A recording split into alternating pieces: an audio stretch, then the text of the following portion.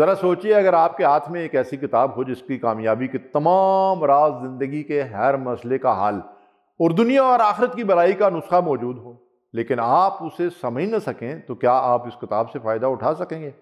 یقیناً نہیں۔ یہی حال ہمارا قرآن مجید کے ساتھ ہے، جو ہدایت کا سب سے بڑا سرچشمہ ہے، مگر جب تک ہم اسے سمجھ کر نہیں پڑھیں گے تب تک وہ ہمارے لیے روشنی اور رہنمائی کا ذریعہ نہیں بن سکتا۔ قرآن محض تلاوت کے لیے نازل نہیں ہوا، بلکہ اسے سمجھنے، اس پر غور کرنے اور اپنی زندگی میں نافذ کرنے کے لیے بھیجا گیا ہے۔ اللہ تعالیٰ نے خود ہمیں اس پر تدبر کا حکم دیا ہے۔ افلا یتدبرون القرآن ام علی قلوب اقفالها، کیا یہ لوگ قرآن میں غور و فکر نہیں کرتے یا ان کے دلوں پر تالے لگے ہوتے ہیں؟ قرآن فہمی محض علم حاصل کرنے کا نام نہیں، بلکہ یہ زندگی کے زاویے بدلنے کا عمل ہے۔ جب ہم قرآن کو سمجھ کر پڑھتے ہیں تو ہمیں یہ معلوم ہوتا ہے کہ اللہ ہم سے کیا چاہتا ہے، ہمیں کن باتوں سے روکتا اور کامیابی کی اصل راہ کیا ہے۔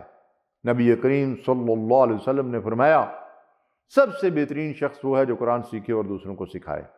یہ حدیث ہمیں قرآن کو سمجھنے، دوسروں تک پہنچانے کی اہمیت بتاتی ہے۔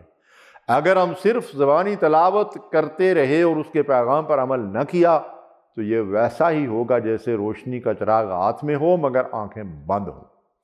قرآن فہمی کے بغیر ہم زندگی میں حقیقی انقلاب نہیں لا سکتے۔ جن قوموں نے قرآن کو سمجھ کر اپنایا وہ دنیا کی امام بن گئیں، اور جنہوں نے اسے صرف رسمی طور پر پڑھا مگر عمل نہ کیا وہ زوال کا شکار ہو گئیں۔ علامہ اقبال کہتے ہیں، وہ زمانے میں معزز تھے مسلمان ہو کر، اور تم خوار ہوئے تارک قرآن ہو کر۔ یہ وقت ہے کہ ہم قرآن کے ساتھ اپنا تعلق مضبوط کریں، اس کی تلاوت کے ساتھ اس کے معنی کو سمجھیں، اس پر غور کریں اور اپنی زندگی کو اس کے مطابق ڈالنے کی کوشش کریں۔ یہی قرآن فہمی ہے اور یہی کامیابی کی اصل کنجی ہے۔ اللہ ہمیں قرآن کو سمجھنے، اس پر عمل کرنے اور اس کی روشنی دوسروں تک پہنچانے کی توفیق عطا فرمائے۔ آمین یا رب العالمین۔